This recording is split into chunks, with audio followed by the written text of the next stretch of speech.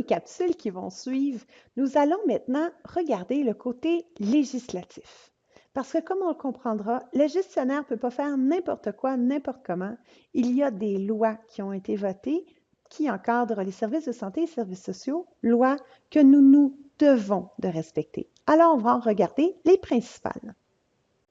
Nous allons tout d'abord regarder la loi canadienne sur la santé qui date de 1984. Pourquoi je commence par elle? Parce que c'est la loi qui encadre toutes les autres lois. Vous comprendrez assez rapidement que la santé de sa population est une responsabilité provinciale.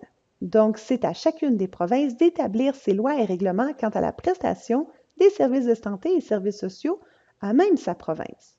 Toutefois, le gouvernement du Canada a émis 5 grands principes que toutes les provinces se doivent de respecter, question d'offrir une certaine universalité à l'ensemble des services qui sont offerts dans le pays.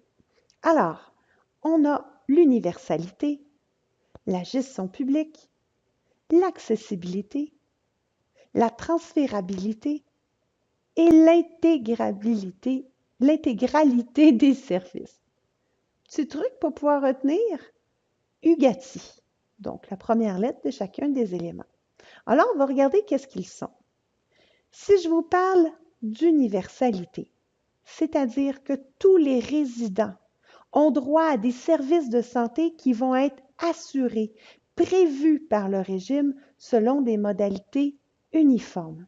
Alors, on ne pourrait pas dire que telle partie de la population n'aura pas droit à ces services de santé et services sociaux. Tous les résidents se doivent de les avoir.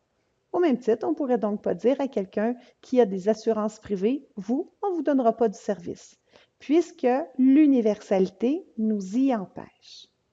Ensuite, il y a le principe de la gestion publique, qui dit que le régime d'assurance santé d'une province ou d'un territoire doit être géré sans but lucratif par une autorité publique.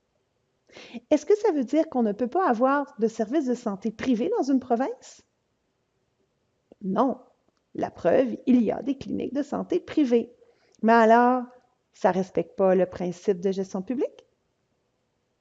Oui. En fait, c'est que ces services-là sont également offerts dans le public. Donc, on peut avoir une offre complémentaire dans le privé, mais on ne pourrait pas dire que tel genre de service, dorénavant, ne va s'offrir qu'en privé parce que, justement, la gestion doit être faite sans but lucratif par une autorité publique. Ensuite, on va parler d'accessibilité, c'est-à-dire qu'il faut qu'il n'y ait aucun obstacle financier ou autre ne doit entraver l'accès satisfaisant des personnes assurées aux services requis dispensés par un hôpital et un médecin. On ne pourrait donc pas décider de mettre un ticket modérateur. Parce que l'idée était ressortie, à savoir pour limiter l'utilisation des urgences, de mettre un ticket modérateur de 5 $ seulement. Donc, peut-être que les gens qui ont quelque chose qui n'est pas urgent vont aller voir d'autres services ou peut-être attendre voir si le rhume ne passerait pas.